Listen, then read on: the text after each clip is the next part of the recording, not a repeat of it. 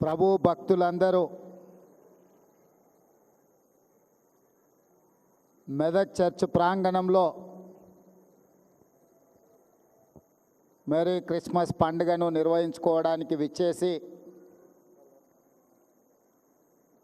100 సంవత్సరాలు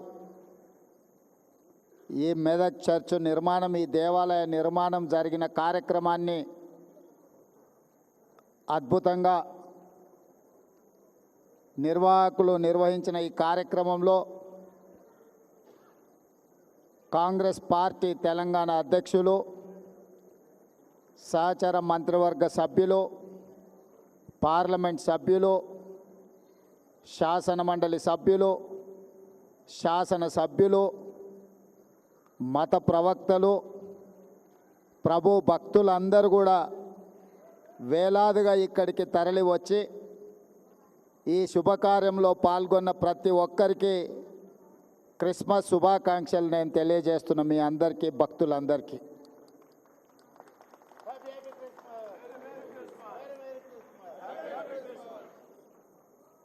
ఈరోజు 2 శుభకార్యాలు ఇక్కడ మనం నిర్వహించుకుంటున్నాం.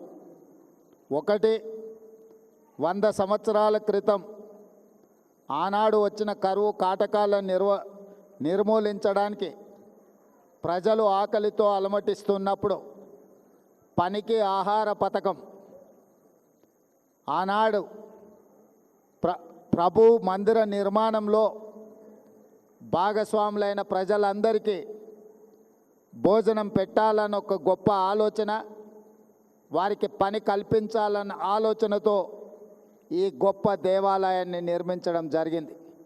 ఈ గొప్ప దేవాలయం దేశంలోనే ప్రముఖ, అదేవిధంగా 100 సంవత్సరాలు పూర్తి చేసుకొని ఒక గొప్ప దేవాలయంగా ఈరోజు పరిడవిల్లుతున్నది. ఇది తెలంగాణ రాష్ట్రానికే గర్వకారణము.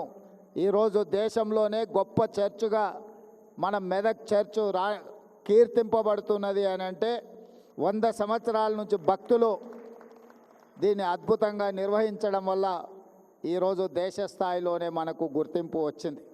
అలాంటి 100 సంవత్సరాలు పూర్తి చేసుకున్న దేవాలయాన్ని భవిష్యత్తులో ఇంకా అద్భుతంగా నిర్వహించడానికి, అద్భుతంగా తీర్చిదిద్దడానికి ప్రభుత్వం దగ్గరికి స్థానిక శాసనసభ్యులు మైనంపల్లి రోహిత్, అదేవిధంగా మిత్రులు మైనంపల్లి హనుమంతరావు గారు నా దృష్టికి తీసుకొస్తే తప్పకుండా ఈ దేవాలయానికి సంబంధించిన ఎన్ని అవసరమైతే అన్ని నిధులను విడుదల చేయాలని మంత్రివర్గ సహచరుల అండతో, వారందరి సహకారంతో ఈరోజు నిధులను విడుదల చేయడం జరిగింది.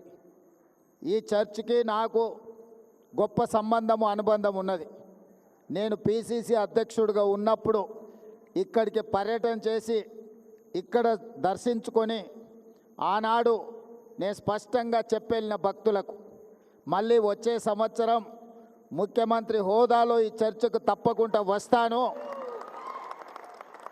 భక్తులందరూ ఆశీర్వదించండి, పేదల ప్రభుత్వాన్ని తెచ్చుకోండి, పేదలకు మేలు జరుగుతుంది, ప్రభు ఆశీర్వాదంతో పేదల ప్రభుత్వం ఏర్పాటు చేసుకొని ముఖ్యమంత్రి హోదాలో ఈ చర్చకు తప్పకుండా వస్తాను అని ఆనాడు భక్తులకు మాట ఇచ్చిన, ఈరోజు చర్చ్ నిర్మాణం 100 సంవత్సరాలు పూర్తి చేసుకున్న సందర్భం, అదేవిధంగా క్రిస్మస్ పండుగ కూడా భక్తులందరి సమక్షంలో నిర్వహించుకోవాలని ఈరోజు ఇక్కడికి ప్రాంగణంకి రావడం జరిగింది.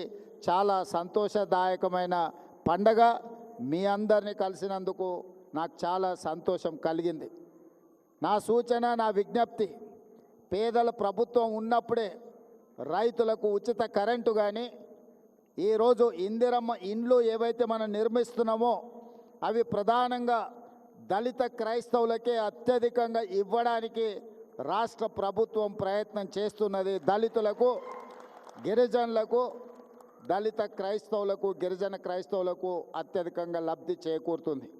ఈరోజు రాజీవ్ ఆరోగ్యశ్రీ ద్వారా 10 లక్షల రూపాయలతో పేదలకు ఉచిత వైద్యాన్ని అందిస్తున్నాము అని అంటే అది కూడా పేదలకే చెందుతుంది.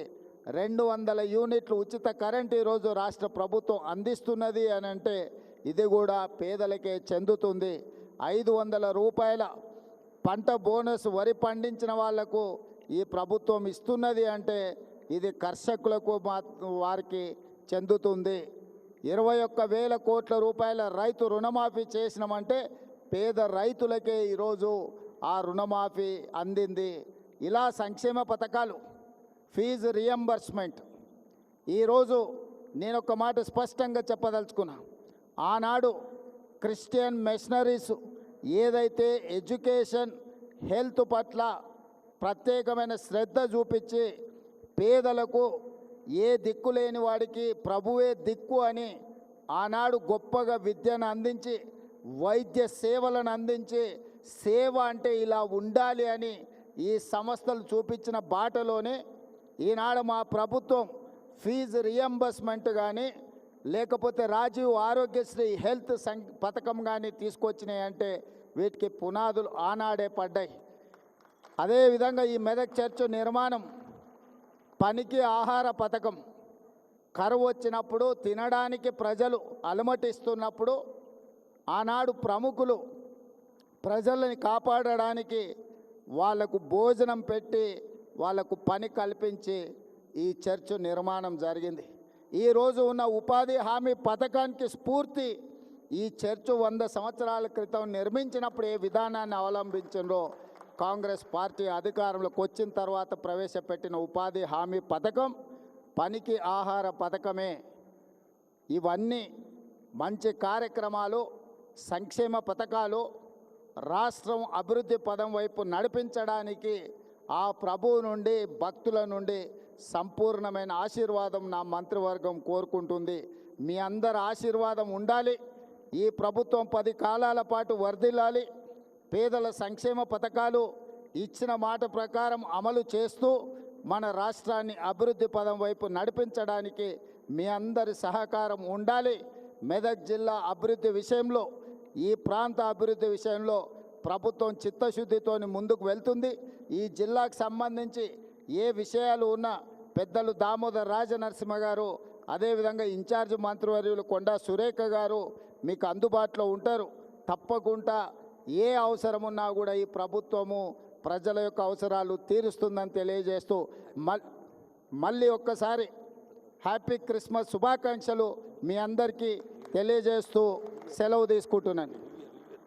అదేవిధంగా ఈ నూతన సంవత్సర శుభాకాంక్షలు మీ అందరికి కూడా, భక్తులందరికీ కూడా తెలియజేస్తున్నాను. ధన్యవాదాలు మిత్రులారా.